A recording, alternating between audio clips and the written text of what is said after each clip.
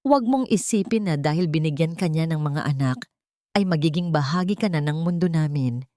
Para kay Adrian, isa ka lang pagkakamaling dapat nang burahin. Isang anino ng kahapon na wala ng puwang sa kanyang maningning na kinabukasan. Ang mga salitang yon ni Doña Victoria ay parang laso na dahan-dahang pumatak sa gitna ng katahimikan ng maliit na dampa ni Mayumi. Walang babala ang kanyang pagdating, gaya ng kawalan ng paalam ni Adrian nung iwan sila nito. Ang boses ng matandang babae ay puno ng pandidiri. Bawat pantig ay may kasamang talim na humihiwa sa hangin. Sa mga sandaling iyon, ang mga kamay ni Mayumi ay nakalubog pa sa palanggana ng sabon. Marahan niyang kinukuskos ang isang lumang barong na puti, ang barong na isinuot ni Adrian noong araw ng kanyang graduation sa engineering. Sa loob ng maraming taon, itinatago ito ni Mayumi. Nilalaban ng paulit-ulit hanggang sa numipis ang tela. Umaasang darating ang araw na muli itong isusuot ng lalaki sa harap ng kanilang hapagkainan. Ang bula ng sabon ay kumakapit sa kanyang mga daliring may kalyo. Ang mga daliring minsang humawak sa ballpen upang mag-overtime sa accounting para lamang may maipadala sa tuition ni Adrian sa Manila. Tumingala si Mayumi. Ang kanyang paningin ay bahagyang nanlalabo dahil sa pagod at sa usok ng nilulutong kanin sa kalan. Sa kabilang dako ng silid, ang maliit at lumang telebisyon ay nagpapakita ng isang balita. Naroon ang mukha ni Adrian, nakangiti, mas makinis kaysa noong huling beses niya itong nayakap. Nakasuot ito ng mamahaling tuksido at nasa tabi ng isang babaeng tila isang prinsesa sa ganda. Ang caption sa ibaba ay malinaw na nakasulat, Adrian Calderon, ang henyo ng teknolohiya, nakatakdang ikasal sa ayno ng mga Belmonte. Isang matinding panginginig ang gumapang mula sa mga dulo ng daliri ni Mayumi paakyat sa kanyang dibdib. Ang tubig sa palanggana na dati ay maligamgam ay tila naging yelo sa kanyang pakiramdam. Hindi siya makahinga ng maayos. Ang bawat hininga ay parang paglunok ng mga bubog na bumabara sa kanyang lalamunan. Nanuyo ang kanyang bibig habang ang kanyang puso ay pumipintig ng mabilis, parang isang ibong nakakulong na pilit kumakawala sa kanyang tadyang. Bakit po kayo narito? Ang tanging lumabas sa kanyang tuyot na labi. Mahina ang boses niya, ngunit naroon ang pait na hindi maikakaila. Hindi sumagot si Doña Victoria sa pamamagitan ng salita. Sa halip, marahas niyang inilapag ang isang makapal na puting sobre sa ibabaw ng hapagkainang gawa sa kawayan, kung saan nakalatag ang mga kwaderno ni na Inigo at Luna. Ang tunog ng pagbagsak ng sobre ay bumasag sa katahimikan, isang tunog na naghudyat ng katapusan ng lahat ng kanyang pananahimik. Pumirma ka rito, utos ni Victoria, habang inaayos ang kanyang mamahaling alahas sa leeg. Waiver of rights, isuko mo ang karapatan mo sa mga bata at lumayo kayo sa Manila. Huwag kang magkakamaling magpakita sa kasal, kundi ay titiyakin ko na ang mga anak mo ang magbabayad sa katigasan ng ulo mo. Isipin mo, Mayumi, anong maibibigay mo sa kanila? Ang amoy ng malansang isda at ang bubong na tumutulo tuwing umuulan. Tila bumalik ang gunita ni Mayumi noong mga gabi sa Davao, kung saan tinitiis niya ang gutom upang mabili lamang ang mga aklat na kailangan ni Adrian. Naalala niya ang bawat sentimong pinaghirapan niya, ang bawat pangarap na ibinuwis niya para sa isang lalaking na ngayon ay tinatawag siyang isang pagkakamali. Ang kanyang sakripisyo ay naging tuntungan lamang ni Adrian upang maabot ang mga bituin, habang siya ay naiwan sa putikan, yakap ang mga anak na hindi man lang magawang kilalanin ng sariling ama. Tiningnan ni Mayumi ang sobre. Ang puti nito ay nakakasilaw, sumasalamin sa karangyaan ng mundong nagnakaw sa kanyang kaligayahan.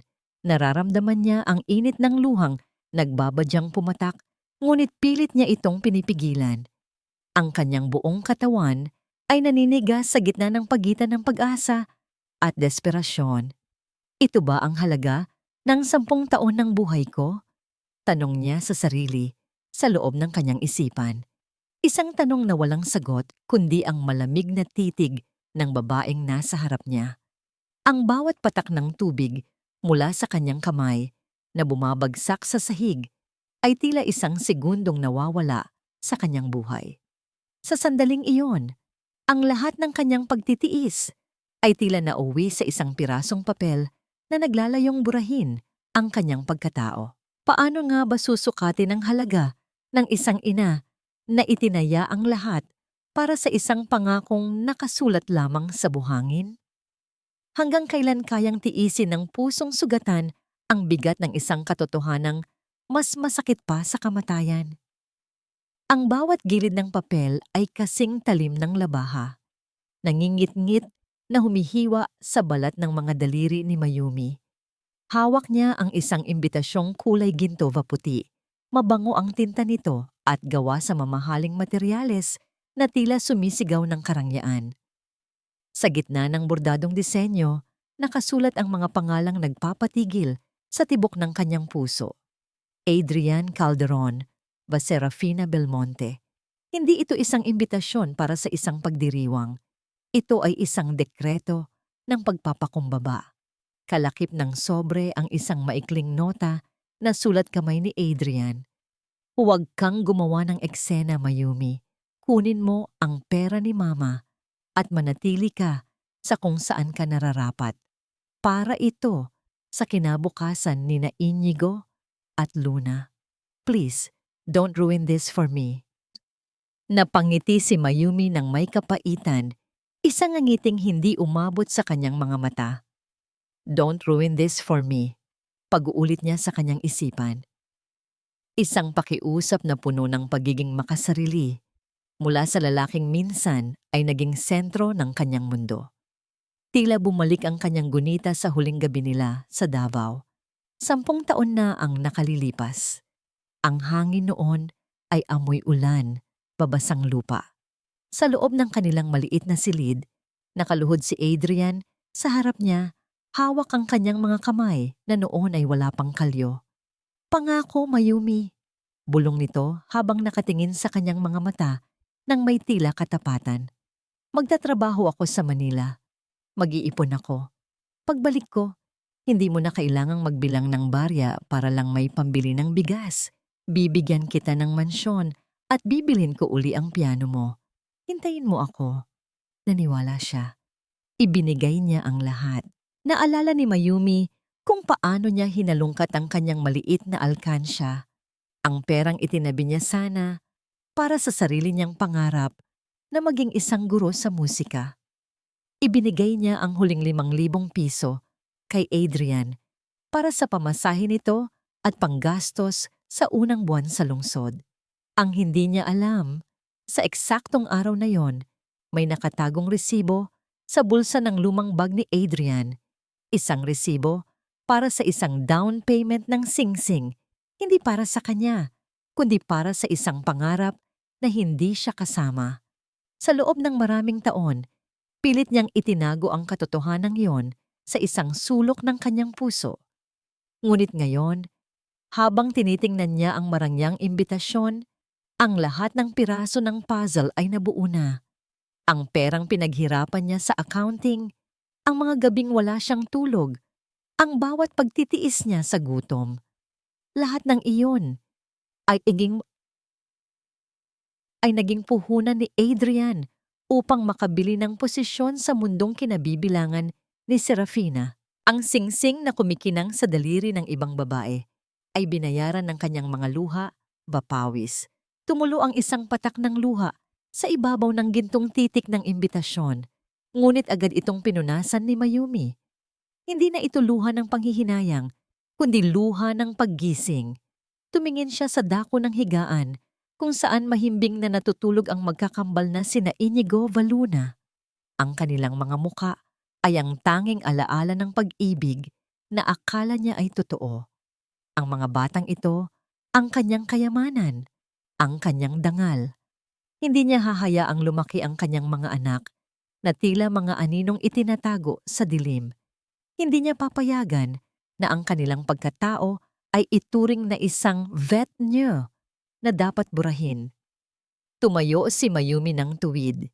Ang kanyang mga balikat na dati ay nakayuko dahil sa bigat ng buhay ay tila nabigyan ng bagong lakas.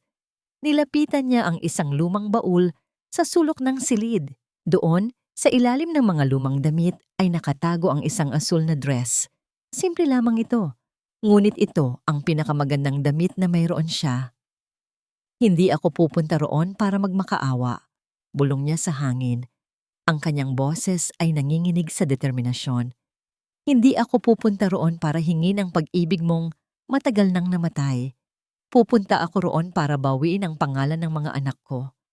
Naramdaman niya ang init ng kanyang dugo na tila dumadaloy ng may bagong layunin. Ang takot na kanina ay bumabalot sa kanya ay napalitan ng isang malamig at matalim na paninindigan.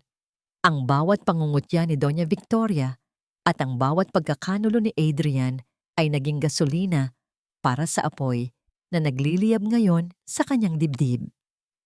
Nang magising ang mga bata dahil sa sinag ng umaga na pumapasok sa bitak ng kanilang dingding, sinalubong sila ni Mayumi nang may isang kakaibang ngiti. Lumuhod siya sa harap nila at hinawakan ng kanilang maliliit na mukha. Inigo Luna, tawag niya sa malumanay ngunit matatag na boses. Maghanda kayo. Isuot niyo ang pinakamaganda ninyong damit, mga anak. Pupuntahan natin ang inyong papa. Ang mga bata ay nagkatinginan, puno ng pagtataka, basaya ang kanilang mga mata. Hindi nila alam ang bagyong paparating. Hindi nila alam na sa araw na ito, ang himig ng kanilang mga buhay ay magbabago ng habambuhay. Walang puwang ang basahan sa gitna ng mga sutla at kristal. Umalis na kayo rito bago ko patawagin ang mga pulis. Ang boses ng gwardiya sa bukana ng marangyang ballroom ay puno ng pandidiri. Tiningnan niya si Mayumi mula ulo hanggang paa. Ang kanyang asul na bestidong kupas na ang kulay, ang kanyang sapatos na may kaunting bakas ng alikabok mula sa paglalakad sa kalsada at ang dalawang bata na mahigpit na nakahawak sa kanyang mga kamay. Para sa gwardiya, sila ay mga ligaw na damo sa gitna ng isang hardin ng mga mamahaling rosas. Sa loob ng ballroom, ang liwanag ng mga dambuhalang chandelier ay tila libu-libong bituin na bumagsak mula sa langit. Ang bawat kislap ng kristal ay sumasalamin sa yaman na kailanman ay hindi matitikman ni Mayumi. Ang hangin ay amoy mamahaling pabango at sariwang mga bulaklak na inangkat pa mula sa ibang bansa. Ito ang mundong itinayo ni Adrian sa ibabaw ng kanyang mga pangarap. Isang palasyong yari sa salamin na binuo, gamit ang bawat sentimong ninakaw mula sa kanyang pawis at pagtitiis. Nararamdaman ni Mayumi ang panginginig ng maliliit na kamay ni Inigo at Luna. Ang mga bata ay nakatingala sa matatayog na kisame. Ang kanilang mga mata ay puno ng pagkamangha at takot. Para sa kanila, ito ay isang kaharian sa mga kwento. Hindi nila alam na ang hari ng kahariang ito ay ang amang kinalimutan na sila. Narito ang aking imbitasyon, dahan-dahang sabi ni Mayumi. Inilabas niya ang gintong papel mula sa kanyang luma at tahi-tahing pitaka. Ang kanyang boses ay hindi nanginginig, bagaman ang kanyang puso ay parang isang tambol na mabilis ang pagpalo sa loob ng kanyang dibdib. Kinuha ng gwardiya ang imbitasyon ng may pag-aalinlangan. Nang makita ang pangalan ni Adrian at ang tatak ng pamilya Belmonte, sandali itong natigilan. Ngunit bago pa ito makapagsalita, isang pamilyar at matapang na boses ang pumutol sa usapan. Ano ang kaguluhan dito? Mula sa malaking pintuan ay lumabas si Serafina Belmonte. Ang kanyang puting belo ay tila hamog na nakabalot sa kanyang katawan at ang kanyang mukha ay kasing perpekto ng isang estatwang marmol. Siya ang babaeng kumuha ng lahat ng dapat ay kay Mayumi. Ang kanyang presensya ay nagpapaliit sa lahat ng nasa paligid niya. Sandaling nagtama ang paningin ng dalawang babae. Ang nakalipas at ang kasalukuyan ay nagharap sa gitna ng marangyang pasilyo. Nakita ni Mayumi ang pagtataka sa mga mata ni Serafina. Ang pagtataka kung bakit ang isang babaeng tila galing sa hirap ay may hawak na imbitasyong para lamang sa mga piling panauhin. Sa mga sandaling iyon, tila huminto ang pag-ikot ng mundo. Naalala ni Mayumi ang bawat gabing naglalaba siya hanggang madaling araw. Ang bawat oras na tiniis niya ang sakit ng likod sa harap ng computer para lamang may maipadala kay Adrian. Ang lahat ng paghihirap na yon ay naging puting tela na ngayon ay suot ni Serafina. Bawat tahi ng pangkasal na yon ay binayaran ng buhay ni Mayumi. Naramdaman ni Mayumi ang init ng kanyang dugo na tila kumukulo sa ilalim ng kanyang balat. Hindi siya naparito para sa awa. Naparito siya para sa katotohanang pilit ibinabaon sa limot. "Sino ka?" tanong ni Serafina. Ang kanyang boses ay malambing ngunit may awtoridad. Bago pa makasagot si Mayumi, bumukas ang mga pinto sa likuran ni Serafina. Lumitaw si Adrian, nakangiti at handa na sanang sunduin ang kanyang nobya. Ngunit ang nangiting iyon ay agad na naging abo nang makita niya ang babaeng nakatayo sa harap ng gwardiya. Ang mukha ni Adrian ay nawalan ng kulay. Ang kanyang mga mata ay nanlaki sa sindak. Tila nakakita siya ng isang multong bumangon mula sa hukay upang maningil. Ang kanyang mga labi ay bahagyang bumuka, ngunit walang salitang lumabas. Ang katahimikang namayani sa pasilyo ay mas nakakabingi kaysa sa anumang sigaw. Tumingin si Inigo sa lalaking nasa harap nila. "Mama, siya ba ang nasa litrato?" Bulong ng bata. Ang kanyang boses ay narinig ng lahat ng taong malapit sa kanila. Lalong tumindi ang tensyon. Ang bawat panauhin na dumadaan ay nagsisimulang tumigil at magbulungan. Ang mga mata ni Serafina ay palipat-lipat kay Adrian at kay Mayumi. Unti-unting napapalitan ng pagdududa ang kanyang pagtataka. Tumingala si Mayumi kay Adrian. Ang kanyang paningin ay diretso, matalim, at walang takot. Sa gitna ng lahat ng yaman at kislap ng hotel, ang kanyang dangal ang pinakamaliwanag na bagay sa silid. Paano nga ba itatago ng isang lalaki ang kanyang madilim na nakaraan kung ang nakaraang yon ay nakatayo na mismo sa kanyang harapan, dait ang mga batang may kasing kulay ng kanyang mga mata? Ito na ba ang katapusan ng lahat ng kanyang mga kasinungalingan o simula pa lamang ng isang mas malaking bagyo? "Ilabas mo ang mga pulubing iyan. Hindi ko kilala ang babaeng iyan at mas lalong hindi ko anak ang mga batang iyan." Ang boses ni Adrian ay umalingaw-ngaw sa loob ng marangyang katedral, bumasag sa sagradong katahimikan ng seremonya. Ang kanyang mga mata, na dati ay puno ng mapagkunwaring kagalakan, ay nag-aapoy ngayon sa takot ba galit. Itinuro niya si Mayumi na tila ba ito ay isang maruming hayop na pumasok sa isang malinis na tahanan. Sa mga sandaling iyon, nararamdaman ni Mayumi ang bawat mata ng mga panauhin na nakatusok sa kanyang likuran. Ang mga bulungan ay parang mga bubuyog na nagliliparan sa paligid, puno ng panghuhusga, kutya, papagtataka. Ang amoy ng mamahaling insenso at mga bulaklak ay biglang naging nakakasulasok para sa kanya. Sa tabi niya, naramdaman ni Mayumi ang paghigpit ng hawak ni Inigo sa kanyang palda. Ang bata ay tumingala kay Adrian. Ang kanyang maliliit na labi ay nanginginig. Sa murang isip ng bata, ang lalaking nasa harap niya ay ang bayani sa mga kwento ng kanyang ina, ang ama na pinangako sa kanyang darating upang sila ay sunduin. "Papa," ang mahinang tawag ni Inigo. Ang salitang iyon ay tila isang matalim na balaraw na bumaon sa gitna ng lahat ng karangyaan. Ngunit si Adrian ay tila naging isang halimaw na walang puso. Hindi mo ako ama.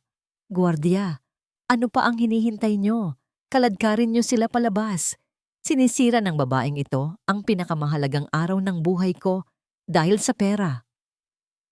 Naramdaman ni Mayumi ang isang malakas na pintig sa kanyang sentido.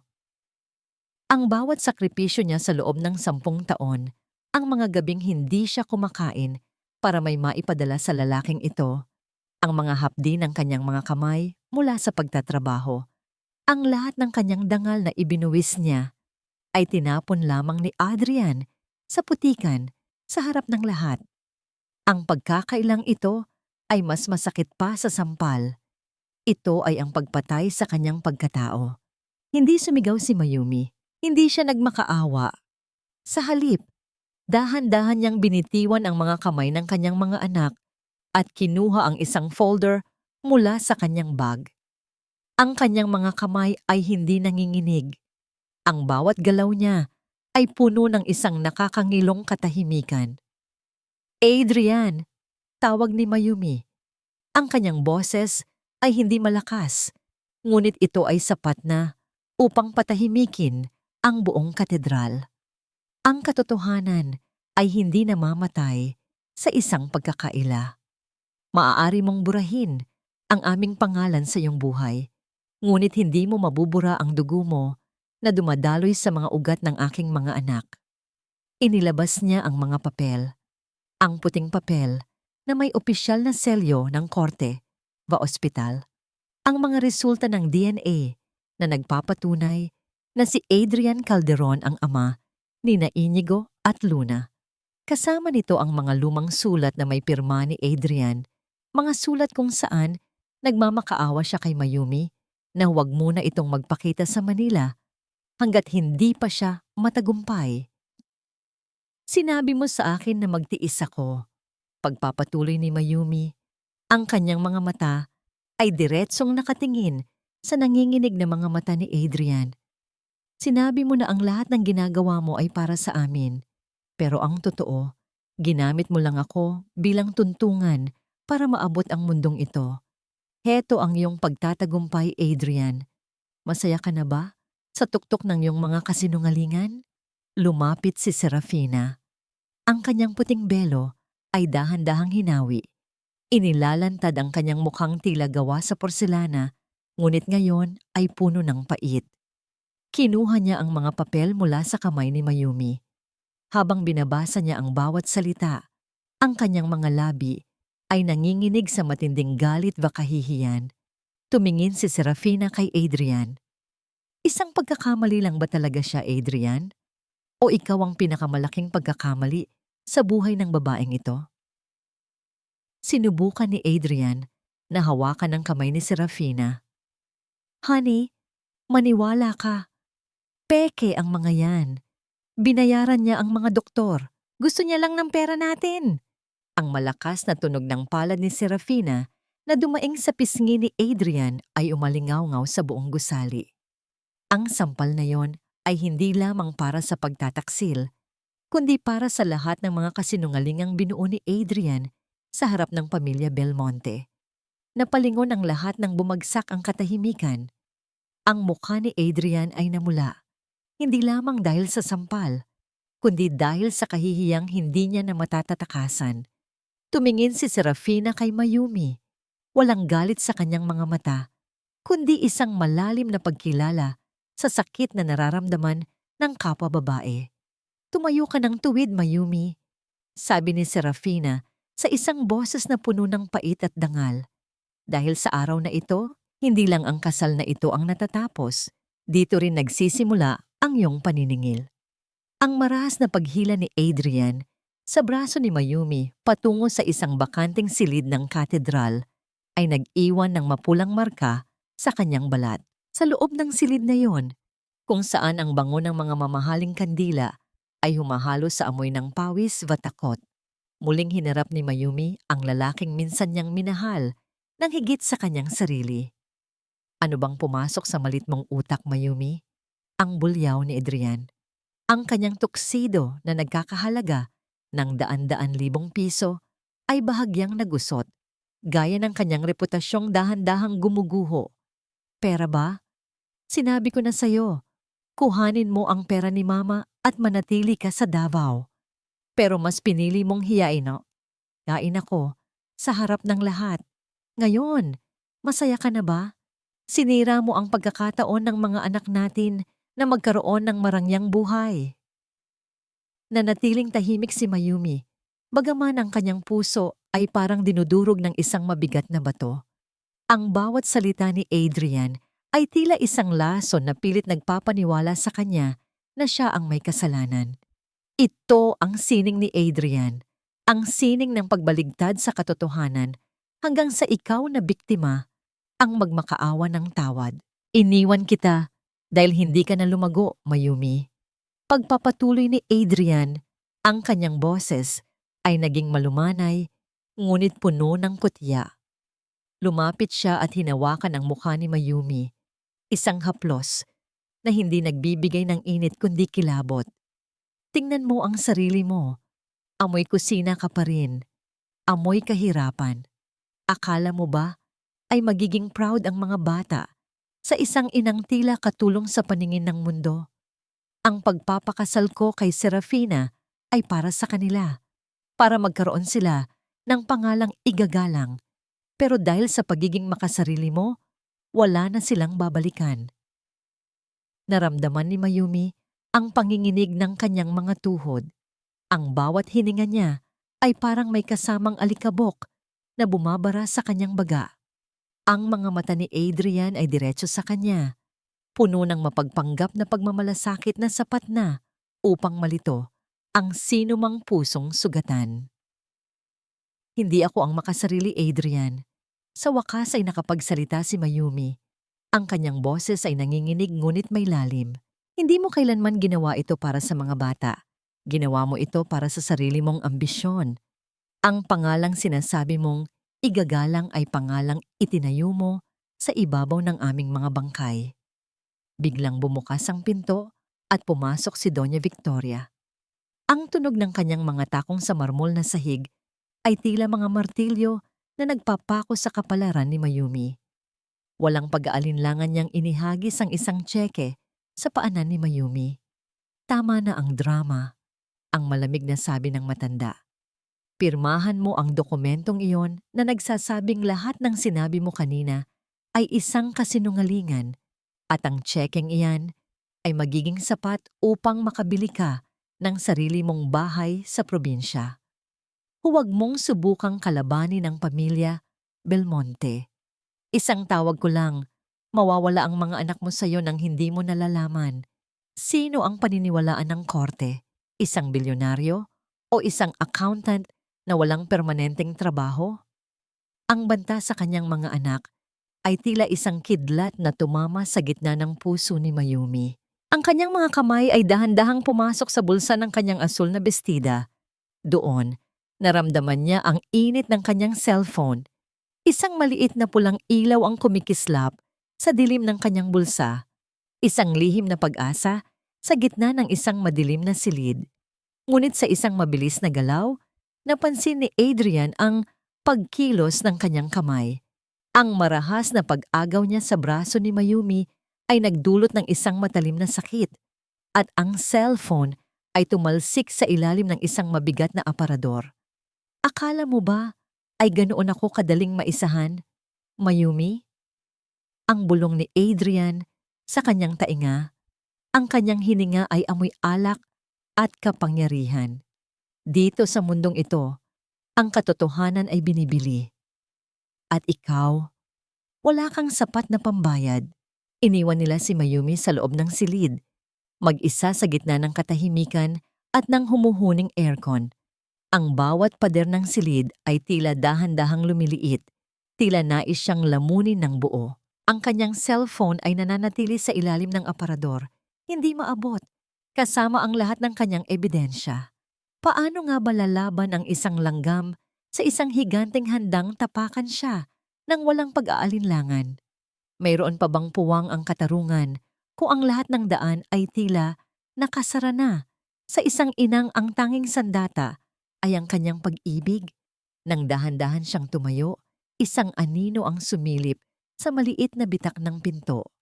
Isang pares ng mga mata ang nakasaksi sa lahat ng nangyari sa loob ng silid na yon, mga matang hindi kabilang sa pamilya Calderon. Hindi lahat ng sugat ay nagdurugo at hindi lahat ng luhang pumapatak ay tanda ng pagsuko. Sa isang maliit, pamausok na karinderya sa kanto ng isang tahimik na kalye, nakaupo si Mayumi habang pinagmamasdan ang kanyang dalawang anak na masayang kumakain ng simpleng ulam. Ang amoy ng piniritong isda at mainit na kanin ay humahalo sa alingasaw ng mga sasakyan sa labas, isang malaking kaibahan sa amoy ng mga rosas sa katedral na iniwan nila kanina. Dito, sa gitna ng ingay ng mga ordinaryong tao, bakalansing ng mga kutsarang tumatama sa platong plastik, nararamdaman ni Mayumi ang isang uri ng kaligtasan. Ngunit ang katahimikang ito ay nabasag ng tumigil ang isang marangyang itim na sasakyan sa harap ng karinderya. Bumaba si Serafina. Ang kanyang pangkasal na damit ay pinalitan na ng isang simpleng asul na blusa. Ngunit ang kanyang tindig ay nananatiling kasing taas ng mga gusali sa Makati. Ang bawat hakbang niya sa madulas at hindi pantay na semento ay tila isang milagro sa paningin ng mga taong naroon. Ang kanyang presensya ay tila isang banyagang liwanag sa madilim na sulok ng buhay ni Mayumi. Maaari ba tayong mag-usap? Ang mahinang tanong ni Serafina. Walang bakas ng pagmamataas sa kanyang tinig, kundi isang uri ng pagod na tanging doon ang mga taong nakaranas ng matinding pagkakanulo ang makakaunawa. Naupo si Serafina sa isang mabuhay na upuang kahoy sa tapat ni Mayumi. Tiningnan niya ang mga kamay ni Mayumi, ang mga kamay na may kalyo, ang mga daliring tila pagod na sa pagkayod. Dahan-dahang inilahad ni Mayumi ang kanyang kwento, hindi bilang isang biktima, kundi bilang isang saksi ng sarili niyang sakripisyo. Ibinenta ko ang huling alaala ng aking ina, ang kanyang piano, para lamang mairaos ang huling semester ni Adrian.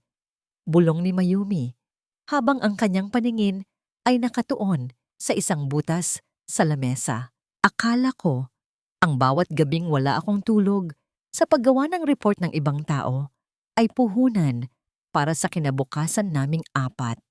Hindi ko alam na ang kinabukasan pa lang yon ay hindi kami kasama. Nakinig si Serafina ng may matinding katahimikan.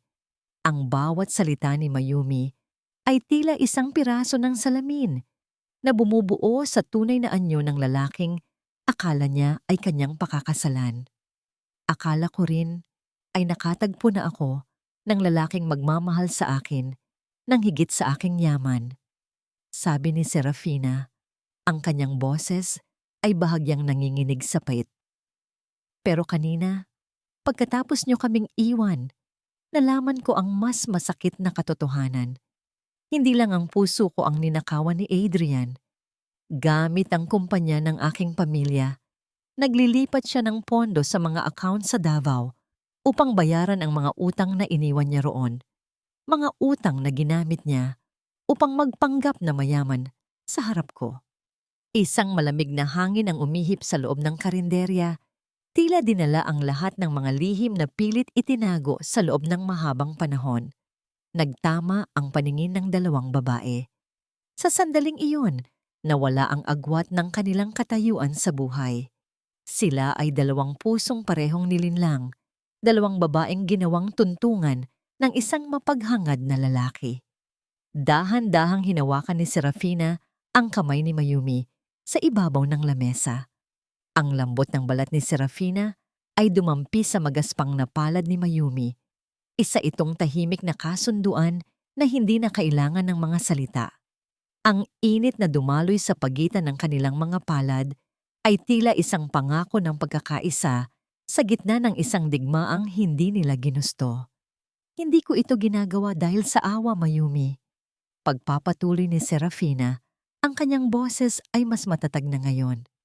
Ginagawa ko ito dahil kailangang maturuan ng leksyon ang mga taong akala ay kaya nilang tapakan ang dangal ng iba gamit ang kanilang pera at kapangyarihan. Adrian thought he was smart, but he underestimated the strength of the women he betrayed. Tumingin si Mayumi sa kanyang mga anak, na ngayon ay tapos na sa pagkain at tahimik na naglalaro ng kanilang mga daliri sa gilid. Natatakot ako, Serafina. Kanina, sa loob ng katedral, binantaan ako ni Doña Victoria. Sabi niya, kaya niyang kunin ang mga anak ko sa isang kumpas lang ng kanyang kamay. Wala akong laban sa kanila sa korte. Isang malamig na ngiti ang sumilip sa mga labi ni Serafina. Doon siya nagkakamali. My grandfather, Don Rafael Belmonte, is one of the top legal minds in this country. And he hates two things, liars and thieves. Adrian is both. Sinabi ko na kay Lolo ang lahat at siya na ang bahalang magpadala ng mga abogado para protektahan ka at ang mga bata. You are not alone anymore, Mayumi. Naramdaman ni Mayumi ang isang mabigat na pasanin na dahan-dahang naalis sa kanyang mga balikat. Sa loob ng 10 taon, siya ang naging haligi at bubong ng kanyang maliit na pamilya. Siya ang sumasalo sa lahat ng unos. At ngayon, sa unang pagkakataon, may isang taong nag-aalok na humawak ng payong para sa kanya sa gitna ng ulan. Bakit mo ito ginagawa? Tanong ni Mayumi. Ang kanyang boses ay puno ng pagtataka. Dapat ay galit ka sa akin dahil sinira ko ang iyong kasal. Umiling si Serafina habang pinagmamasdan ang liwanag ng buwan na tumatama sa maruming kalsada. Hindi mo sinira ang kasal ko, Mayumi. Iniligtas mo ako mula sa isang habang buhay na kulungan ng kasinungalingan. Kung hindi ka dumating, baka ngayon ay kapiling ko na ang isang demonyong may suot na maskara ng anghel. Ako ang dapat magpasalamat sa iyo. Tumayo si Serafina at kumuha ng isang maliit na calling card mula sa kanyang bag. Inilapag niya ito sa tapat ni Mayumi. Dito ka muna manatili sa ngayon. Huwag kang babalik sa inyong bahay. May mga tauhan na si Adrian na naghahanap sa inyo upang pilitin kayong pumirma sa waiver. May inihanda akong ligtas na matutuluyan para sa inyo ni na Inigo at Luna. Kinuha ni Mayumi ang card. Habang naglalakad palayo si Serafina patungo sa kanyang sasakyan, naramdaman ni Mayumi ang isang kakaibang pakiramdam. Isang pag-asa na matagal na niyang kinalimutan. Ngunit sa likod ng pag-asang iyon, naroon pa rin ang kaba. Nang dahan-dahang umandar ang sasakyan ni Serafina, napansin ni Mayumi ang isang puting van na nakaparada sa kabilang panig ng kalsada. Ang mga bintana nito ay madilim at hindi aninag ang nasa loob. Kanina pa ito naroon. Tila isang buhay ang naghihintay ng tamang pagkakataon upang sumakmal. Mabilis na kinuha ni Mayumi ang mga kamay ng kanyang mga anak. Inigo, Luna, kailangan na nating umalis. Bulong niya. Ang kanyang boses ay puno ng pagmamadali. Bakit po, Mama? Saan po tayo pupunta? Tanong ni Luna, habang kinukuskos ang kanyang mga mata dahil sa antok. Hindi sumagot si Mayumi. Ang kanyang mga mata ay nanatiling nakatitig sa puting van na ngayon ay dahan-dahan na ring umaandar. Sumusunod sa bawat hakbang nila sa ilalim ng madilim na liwanag ng mga poste ng ilaw. Sino ang nasa loob ng van na yon? Ang mga tauhan ba ni Adrian? O may iba pang puwersang nagmamasid sa kanila sa dilim? Ang katarungang akala niya ay malapit na, ay tila isang malayong pampang na puno ng mga pating na naghihintay sa bawat pagkakamali niya.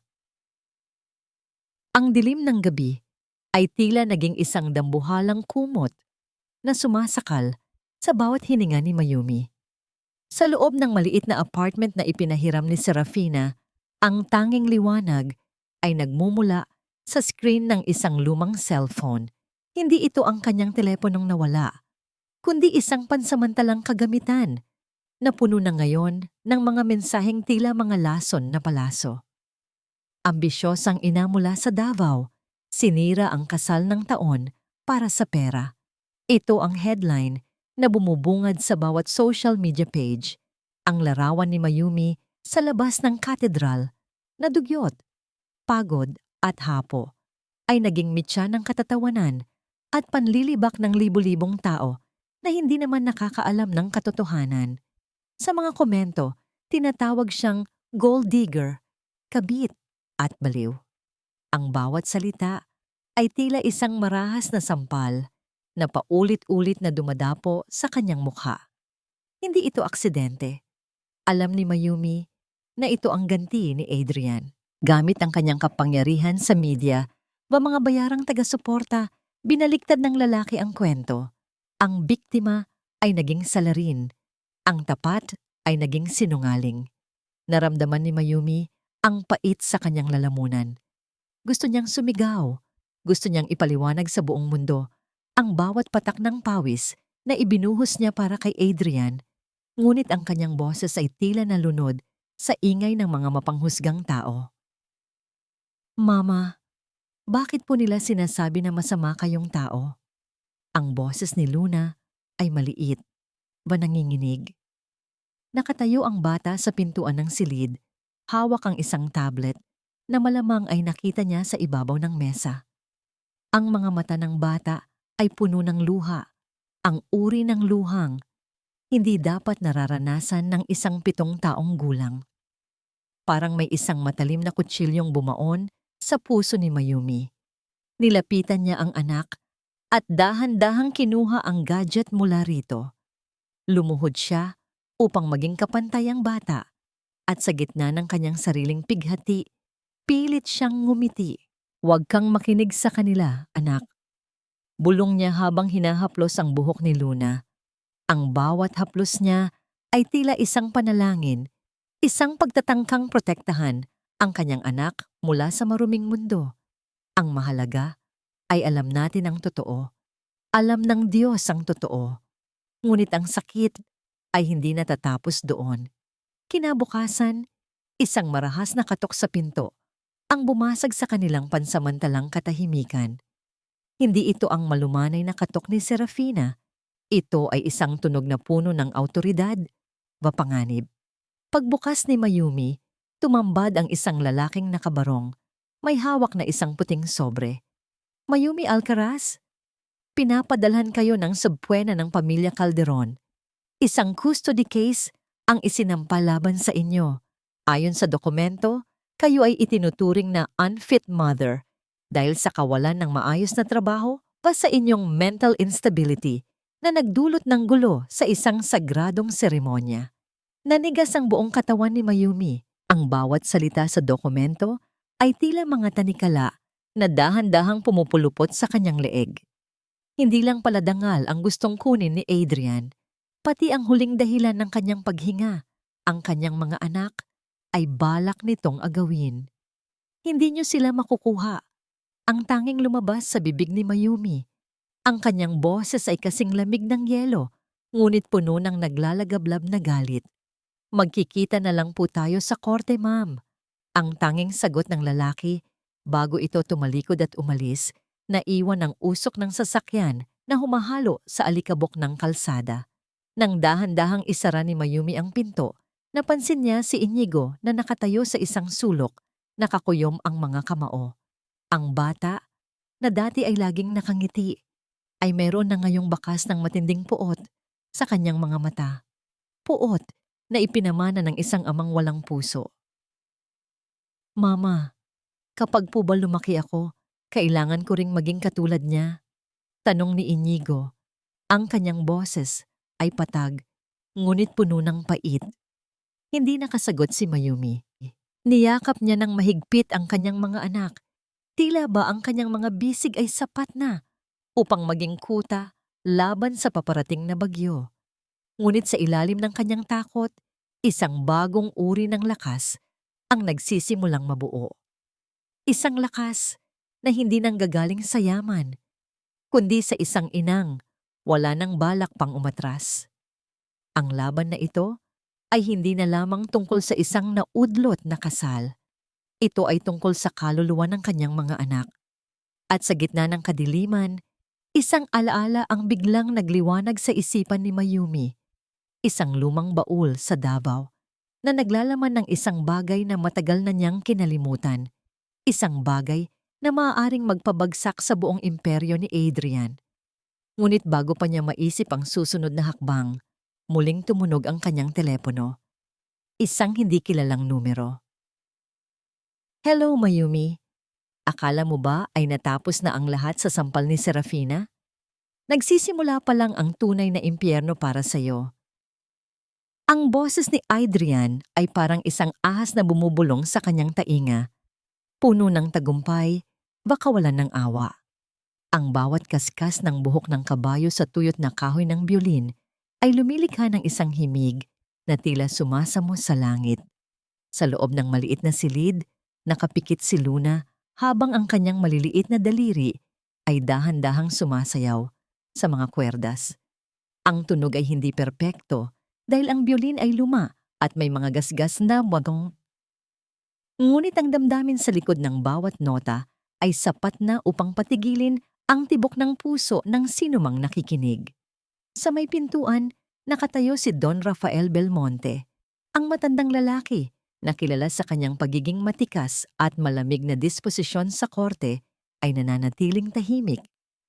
Ang kanyang mga mata ay nakatuon sa bata at sa bawat pag-angat ng himig, isang bahagi ng kanyang matigas na puso ang tila dahan-dahang natutunaw. Para sa kanya, ang musika ni Luna ay hindi lamang tunog. Ito ay isang kwento ng pagtitiis na higit pa sa edad ng bata. Mayroon siyang kaluluwa ng isang tunay na musikero, Mayumi, ang mahinang sabi ni Don Rafael nang matapos ang huling nota. Ang kanyang boses ay puno ng paggalang, isang bagay na bihirang ibigay ng isang Belmonte sa isang estranghero. Napayuko si Mayumi, ang kanyang mga kamay ay mahigpit na nakahawak sa kanyang laylayan. Minana niya ang hilig na yan sa akin, Don Rafael, ngunit ang biolin na yan ay hiram lamang sa isang kapitbahay sa Davao. Wala akong sapat na kakayahan upang bigyan siya ng formal na pagsasanay. Tila bumalik ang sakit sa dibdib ni Mayumi. Naalala niya ang araw na huling lumapat ang kanyang mga daliri sa mga puti at itim na teklado ng kanyang piano. Ang piano na yon, ang tanging pamana ng kanyang ina, ang tanging bagay na nagpapadama sa kanya na siya ay espesyal. Ngunit nang mga ilangan si Adrian ng pambayad sa kanyang huling proyekto sa kolehiyo, hindi nag-atubili si Mayumi. Ibinenta niya ang kanyang sining upang bigyan ng pakpak ang pangarap ng lalaking kinalimutan na siya ngayon. Ang musika ay namatay sa loob niya upang mabuhay ang karera ni Adrian. Ang talento ay hindi nakukuha sa yaman, kundi sa dugo. Ang tugon ni Don Rafael. Don't let her fire go out, Mayumi. I will make sure she gets the best teachers. Hindi ito utang na loob, kundi isang obligasyon ko sa sining na ipinagkait sa'yo. Nang makaalis si Don Rafael, naiwan si Mayumi sa gitna ng katahimikan ng gabi. Ang kanyang isipan ay lumipad patungo sa Davao, sa lumang baul na itinatago niya sa ilalim ng kanilang barong-barong bago sila lumuwas. Sa tulong ni Serafina, naipadala ang mga gamit na yon sa Manila nitong hapon lamang. Dahan-dahan niyang binuksan ang lumang baul na gawa sa kahoy. Ang amoy ng naptalina at lumang papel ay sumalubong sa kanya, tila isang pintuan patungo sa nakaraan. Hinalungkat niya ang mga lumang damit nina, Inigo at Luna, hanggang sa marating niya ang pinakailalim. Doon, nakatago sa loob ng isang plastik na selyado, ay isang kupas na dokumentong kulay asul. Ang kanyang mga kamay ay nagsimulang manginig habang binabasa ang bawat titik. Ang mga lagda sa ibaba ay malinaw pa rin. Ang kanyang lagda at ang lagda ni Adrian Calderon. Isang dokumentong pinirmahan nila sa harap ng isang huwes sa isang maliit na bayan sa Mindanao bago pa nangarap si Adrian na maging bilyonaryo. Naalala ni Mayumi ang sinabi ni Adrian noong huling gabi nila. Peke ang kasal natin, Mayumi. Huwag kang assuming. Ginamit ko lang ang isang kakilala para palabasin na legal iyon para manahimik ka habang buntis ka. Sa loob ng maraming taon, naniwala si Mayumi. Akala niya ay wala siyang laban dahil siya ay isang hamak na common law wife lamang. Ngunit habang tinititigan niya ang opisyal na selyo at ang serial number ng dokumento, isang katotohanan ang sumabog sa kanyang isipan. Hindi peke ang kasal nila. Ang huwes na nagkasal sa kanila ay tunay at ang dokumento ay rehistrado sa pambansang talaan. Si Adrian ay hindi lamang nagtaksil, siya ay nagpakasal sa iba habang may bisa pa ang kanilang unang kasal. Bigami, ang bulong ni Mayumi sa gitna ng dilim. Ang salitang iyon ay tila isang banal na sandata sa kanyang mga kamay.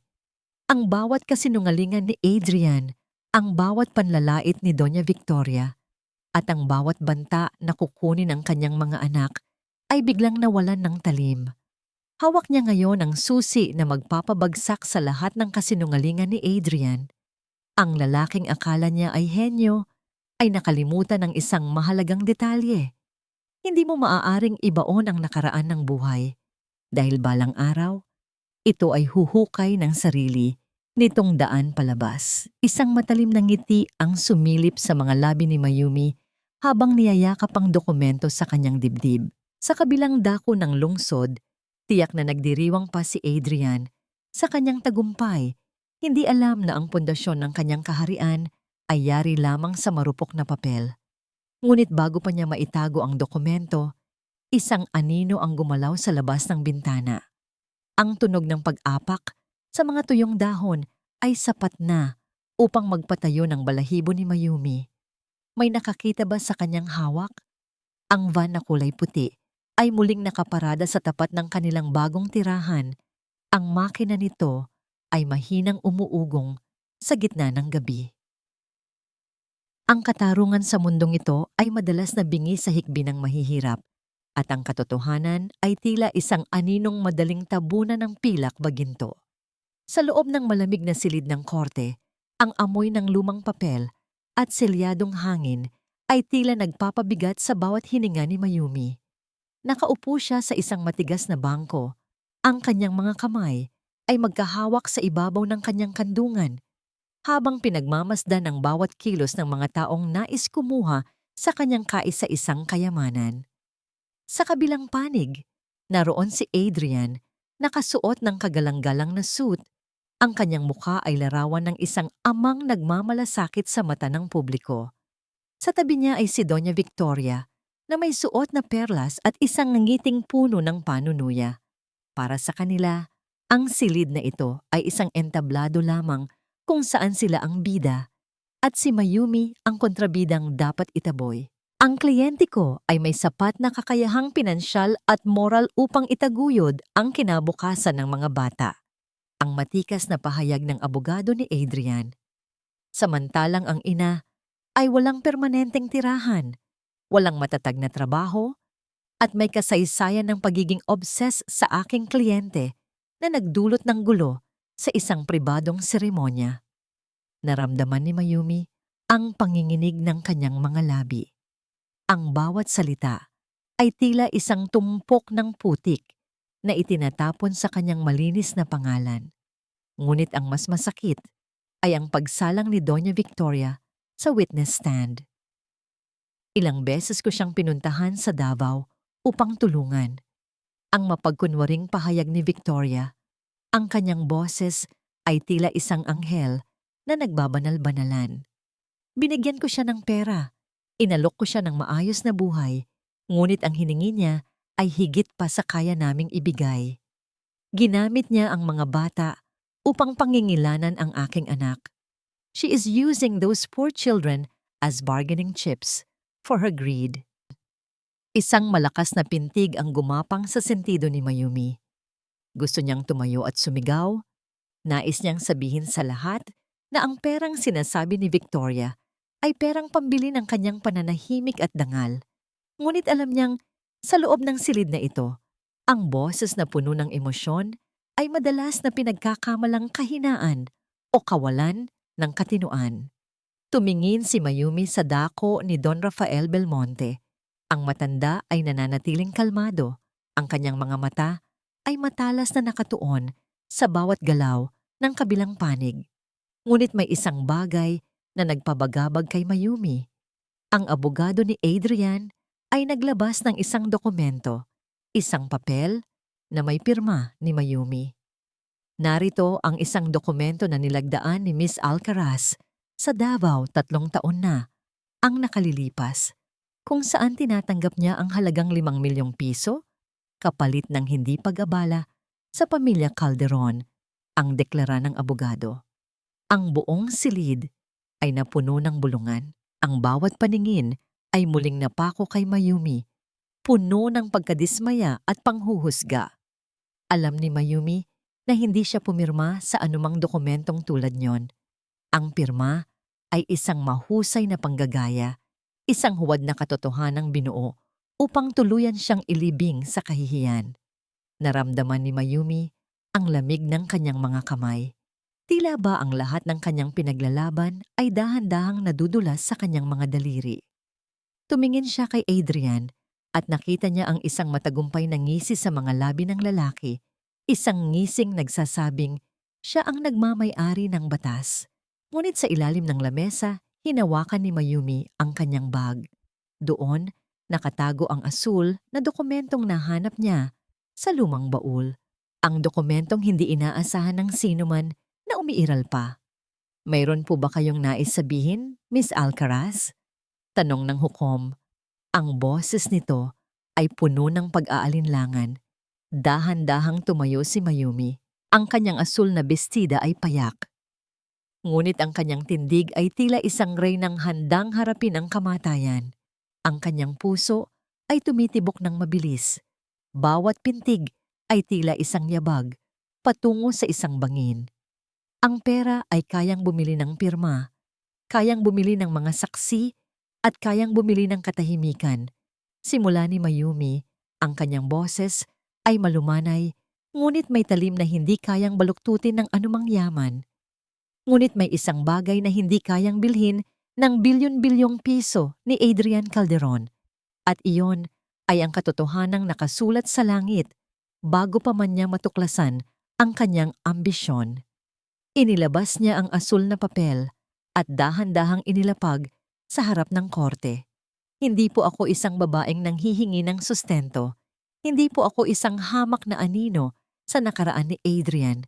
Ako po ang kanyang legal na asawa. At ang kasal na balak niyang pasukin kay Serafina Belmonte ay isang krimen ng bigami. Ang katahimikang bumalot sa korte ay mas nakakabingi kaysa sa anumang sigaw. Ang mukha ni Adrian ay dahan-dahang naging abo, at ang perlas sa leeg ni Doña Victoria ay tila naging mga tanikala na sumasakal sa kanya. Ngunit bago pa makapagsalita ang hukom, ang malaking pinto ng korte ay bumukas ng marahas. Ang mga tauhan ng pulisya ay pumasok, ngunit hindi para kay Adrian. Ang kanilang mga mata ay nakatuon kay Mayumi. Mayumi Alcaraz, inaaresto ka namin sa kasong qualified theft sa kumpanyang pinagtatrabahuhan mo sa Davao. Isang warrant of arrest ang inilabas laban sa iyo ngayong umaga. Ang dokumento sa kamay ni Mayumi ay nahulog sa sahig. Ang huling bitag ni Adrian ay hindi pala sa korte, kundi sa pagkakulong sa kanya upang hindi na makapagsalita pa. Ang lamig ng bakal na pumulupot sa mga manipis na pulso ni Mayumi ay tila isang hatol ng kamatayan bago pa man matapos ang paglilitis. Ang tunog ng paglak ng mga posas ay umalingaw-ngaw sa loob ng silid, isang matalim na tunog na bumasag sa huling pag-asa ng isang inang ang tanging kasalanan ay ang magmahal ng tapat. Mama, huwag niyo pong kunin ang mama namin. Ang hiyaw ni na Inigo at Luna ay tila mga punyal na sumusugat sa banhiwa ng puso ni Mayumi. Ang mga bata ay pilit na kumakawala sa mga kamay ng mga social worker. Ang kanilang maliliit na mukha ay basang-basa ng luha, vapawis. Ang bawat sigaw nila ay isang panawagan sa katarungang tila tuluyan ng tinalikuran sila. Tumingin si Mayumi kay Adrian. Ang lalaki ay nakatayo ng matuwid. Inaayos ang kanyang mamahaling relos at may isang mapait nangiting sumilip sa kanyang mga labi. Lumapit ito ng bahagya, sapat lamang upang marinig ni Mayumi ang kanyang mapanirang bulong. Sinasabi ko sa iyo, Mayumi, sa mundong ito, ang katotohanan ay para lamang sa mga may pambayad. Ngayong bilanggo ka na, ang mga bata ay mapupunta sa akin at titiyakin ko na hinding-hindi na nila maaalala ang pangalan mo. Naramdaman ni Mayumi ang panginginig ng kanyang buong katawan, hindi dahil sa takot, kundi dahil sa matinding puot na tila kumukulo sa kanyang mga ugat. Ngunit bago pa siya tuluyang mailabas ng mga pulis, isang malakas na boses ang pumigil sa lahat. Huwag niyo siyang ilalabas. Ang warrant of arrest na iyan ay kasing huwad ng budhi ng taong nagbayad para sa dokumentong yan. Si Serafina ay pumasok sa gitna ng korte, hawak ang isang makapal na asul na folder. Sa likuran niya ay isang lalaking nakasalamin, isang kilalang forensic auditor na matagal nang pinagkakatiwalaan ng pamilya Belmonte. Ang bawat hakbang ni Serafina ay puno ng awtoridad. Ang kanyang mga mata ay nakatuon kay Adrian na tila ba ito ay isang dumi sa kanyang daanan. Your Honor, simula ni Serafina, ang kanyang boses ay malinaw at matatag. Ang kasong qualified theft na isinampa laban kay Mayumi sa Davao ay binuo lamang nitong nakaraang linggo. Hawak namin ang mga bank records na nagpapatunay na si Adrian Calderon ay nagpadala ng 10 milyong piso sa may-ari ng dating kumpanya ni Mayumi, isang suhol upang palabasin na may ninakaw ang babaeng ito.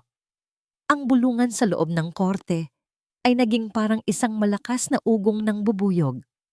Ang mukha ni Adrian ay dahan-dahang nawalan ng kulay. Ang kanyang kumpiyansa ay tila isang gusaling yari sa barahan na dahan-dahang gumuguho. Hindi iyan totoo. Kasinungalingan iyan. Ang sigaw ni Doña Victoria, ang kanyang perlas sa leeg, ay tila mas lalong sumasakal sa kanya habang namumula ang kanyang mukha sa galit.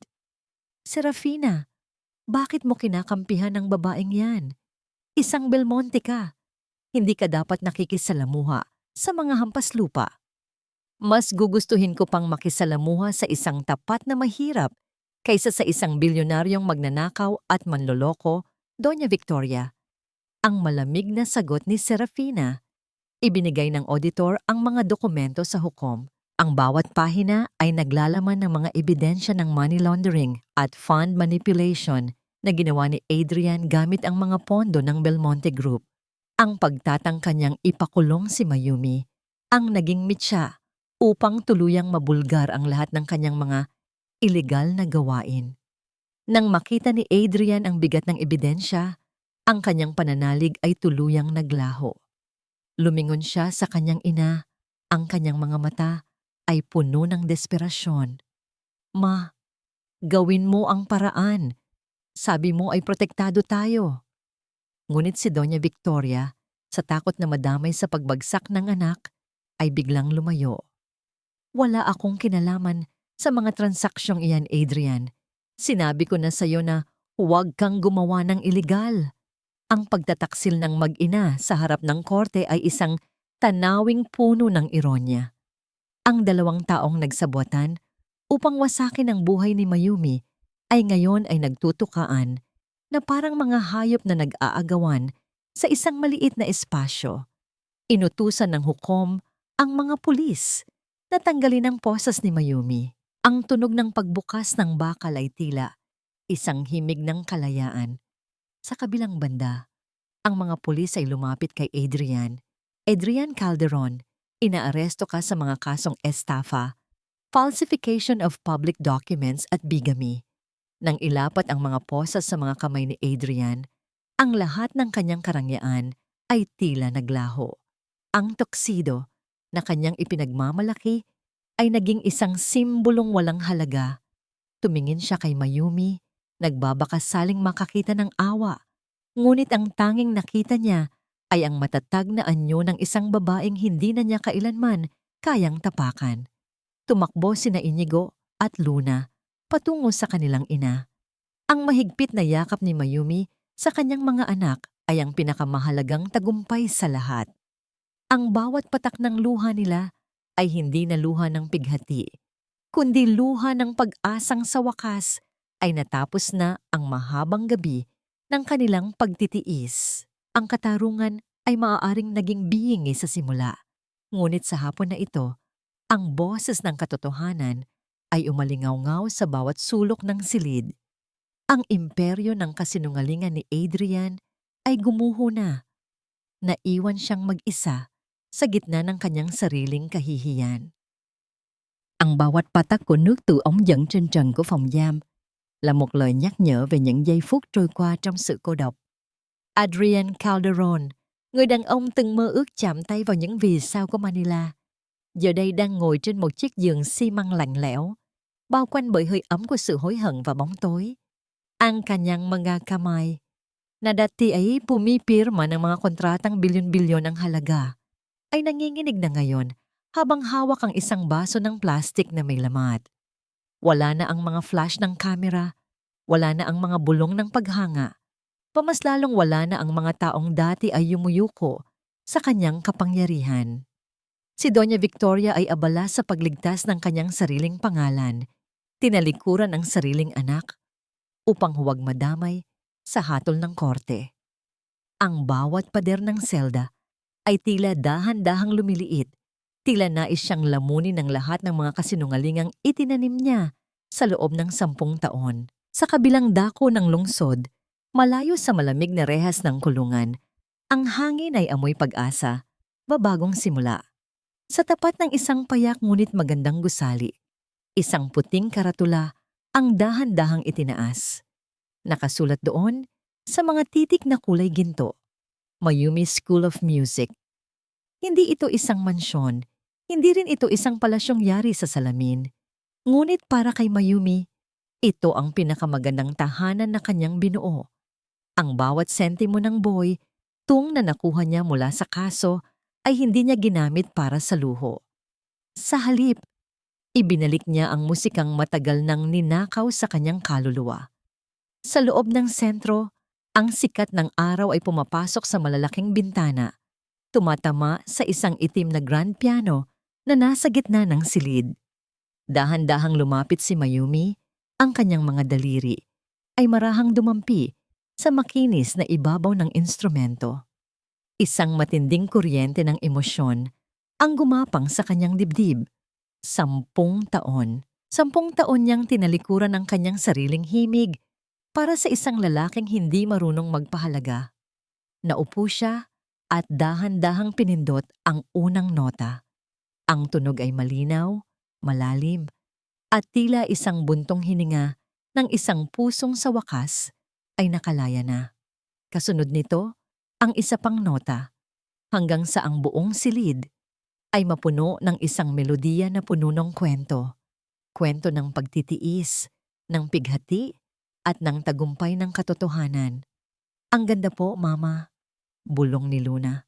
Ang bata ay nakatayo sa tabi ng piano, hawak ang kanyang bagong biolin. Sa tabi niya ay si Inigo na may hawak na mga piece ng musika, ang kanyang mga mata ay nagniningning sa paghanga. Naramdaman ni Mayumi ang init ng luha sa kanyang mga mata. Ngunit sa pagkakataong ito, hindi ito luha ng sakit. Ito ay luha ng pagpapasalamat. Ang kanyang mga anak ay hindi na mga anino sa dilim. Sila ay mga bata nang may pangalan, may dangal, at may kinabukasang hindi na kayang agawin ng sinuman. Bumukas ang pinto at pumasok si Serafina.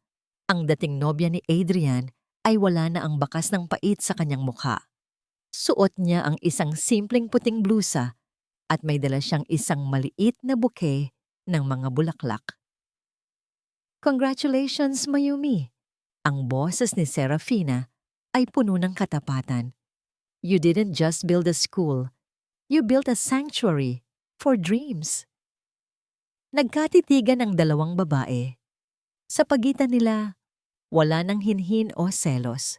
Ang bawat isa sa kanila ay nakahanap ng sariling kalayaan mula sa isang lalaking nagnanais na kontrolin ang kanilang mga buhay.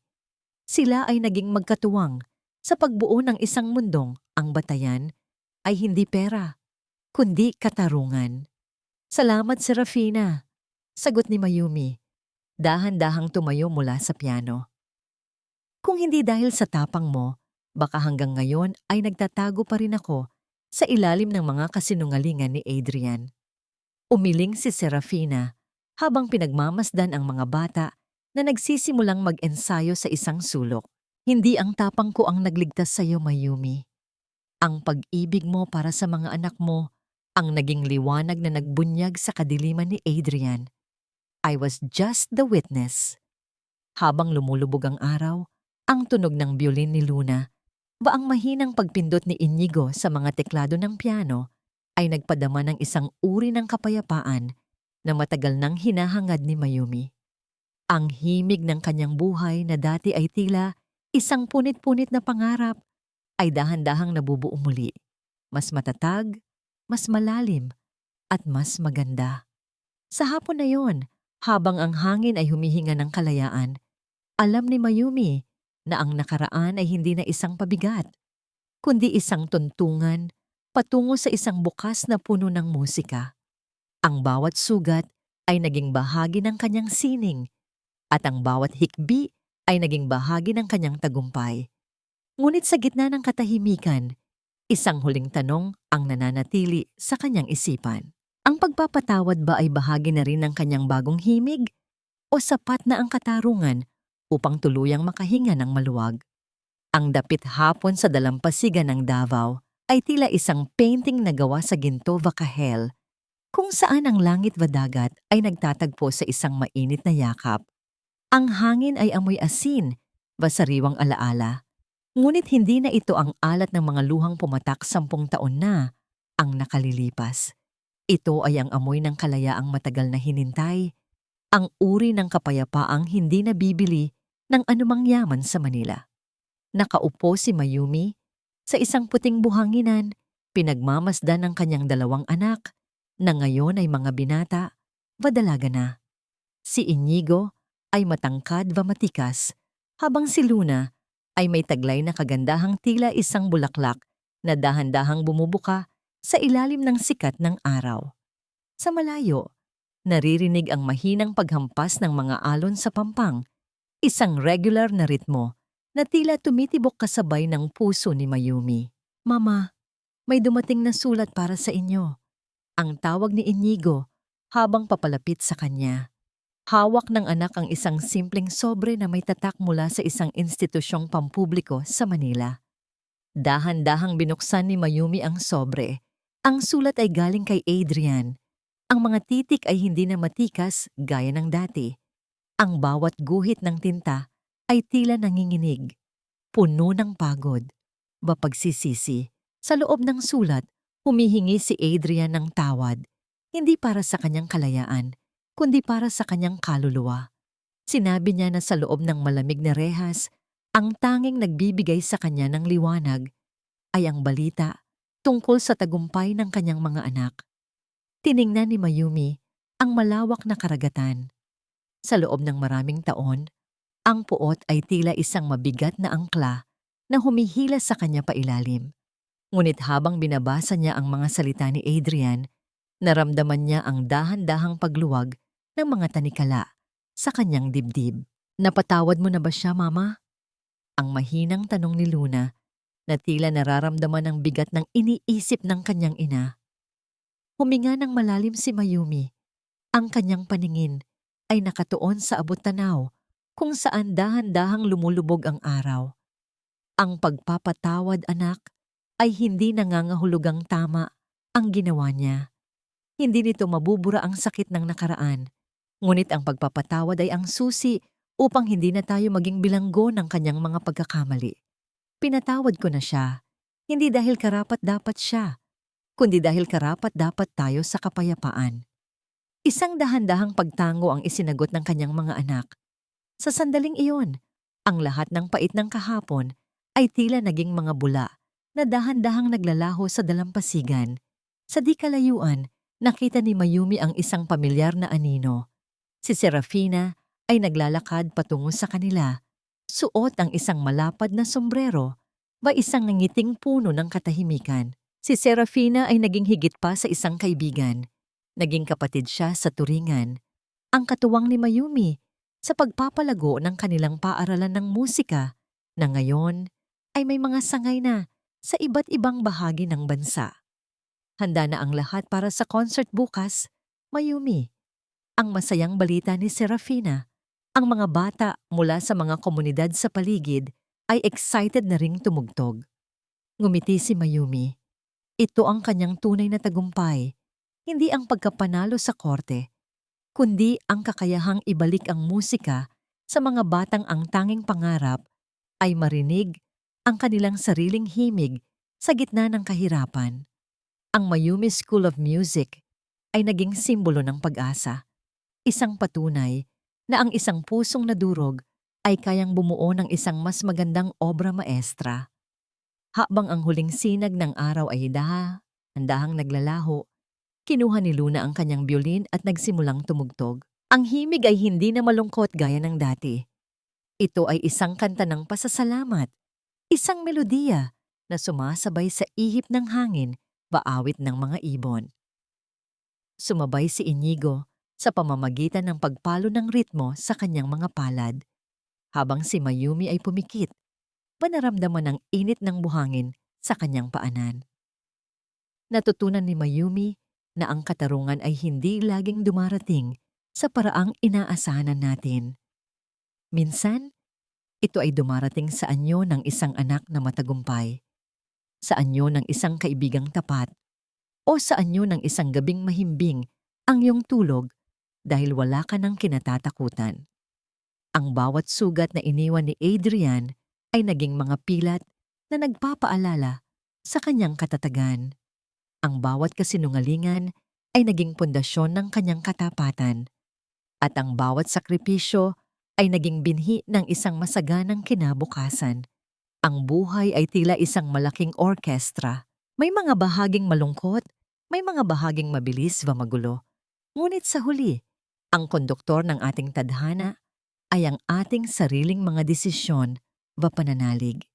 Sa huling sandali ng araw, bago tuluyang maging madilim ang langit, isang bituin ang unang sumilip sa kalawakan. Tiningnan ito ni Mayumi nang may isang payapang ngiti.